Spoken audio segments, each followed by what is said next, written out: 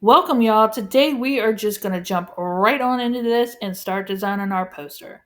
So, for this, I've got a regular poster size design from Canva. You can use any size, the technique's going to be the same. So, the first thing you want to go and grab is your three images. So, I need a football player, I need a stadium, and I need some water. So, this water is called Marco water. There's not a lot of good water ones in there, but that's the one I used. It's called Marco water, and this image is just called Stadium. So what I want to do is, because I want my water over top, I'm going to make sure my water fills the bottom and my stadium fills the top. I'm going to go in a position. I'm going to grab Dude Man. I'm going to put him at the top for the second.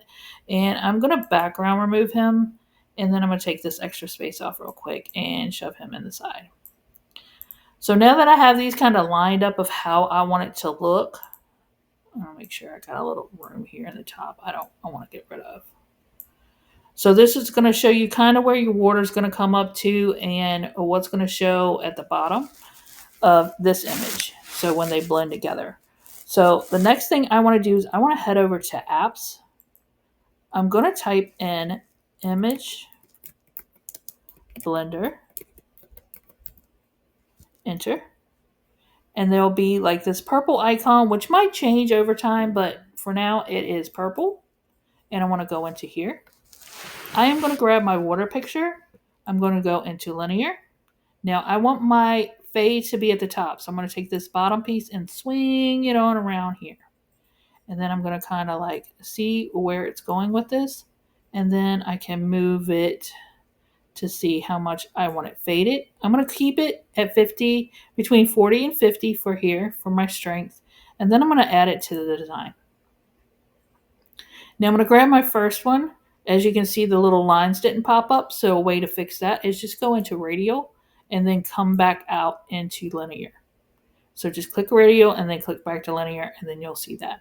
So now I want to go and I want to fade this down to around here. And I want to keep it, let's keep it in between 40 and 50. And that's just going to be a preference. You can play around with it and see what you like the best. So I'm going to save that. Now, as you can see, because they're faded together right here, I'm going to go into my positions tab. I am going to grab the background and I am going to change it to black right here. And that's going to take that and get that all faded out and kind of help that blend go together better. So now we're done with our image blender. What I want to do now is I want to duplicate my water and line my water back up over top. Once I've done that, I want to grab my player. And as you can see, he's sinking into the water. So we can go. And then we're going to make him as large as we want to make him. Let's make him that large. Center him up. And there you go. We're going to go and go in a positions tab. So if he's not sinking into the water, what you want to do is you want to have a water on top, your player in the center, and a water behind. So there you go. That's your player in the water. Now let's work on the reflection. So I'm going to grab Dude Man. I'm going to duplicate him. I'm going to come up here and flip him vertically. And then I am going to reduce him down to where I want that reflection to come from. So we're going to do elbows. Let's do elbows. I'm going to do elbows. So that's good. So I want to turn the transparency down. Let's turn the transparency down, down, down, down, down, down. And you can leave it like that. I also go a step further when I do it. So I'm going to leave this between 15 and 20 for my transparency. I'm going to go into edit. I'm going to go in and adjust. I'm going to take the sharpness up some, because when you do that, some of the lines in the photo will get kind of crisp, and the clarity. So it'll crisp them up. So it kind of gives it that little water thing. So if you kind of look at this, it almost starts to look like it's almost like, I don't know, more like a cartoony hand-drawn thing in there. And the other thing I want to do after that is go in here and just add a smidge, the whole image of blur. Not too hard. We'll go to, you can see just a little bit of blur coming in the photo, and then add that to the image. All right, come on. All right, here, go out. And there you go. And there is your reflection. So, and that's how easy that is. It's really simple. Once you get the technique down, it's only going to take you a few minutes to do.